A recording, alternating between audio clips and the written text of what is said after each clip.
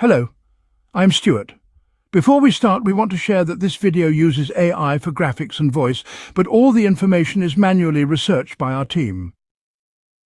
Here in the video, we will share the details for Dragon Ball, Sparking, Zero Error Code SpNet Panic, Ox5cbad1cc. Many players have reported this error on their Xbox Series X while trying to play the game.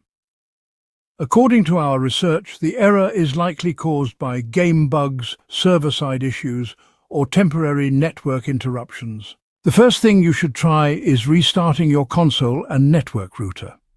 Simply turn off your Xbox Series X and unplug it from the power source. Then do the same for your router. Then wait for about 5 minutes, then restart both devices and check if the error still appears. If the error still comes, check if there is any pending update for the game. If an update is available, install it and restart your console before launching the game again. If the error still persists, it is likely due to a server-side issue or a game bug. In this case, we recommend waiting for some time and trying again later.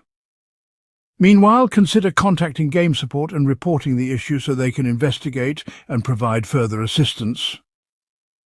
Thanks for watching. This is all we have for the error. If this video helped, don't forget to like, share and subscribe.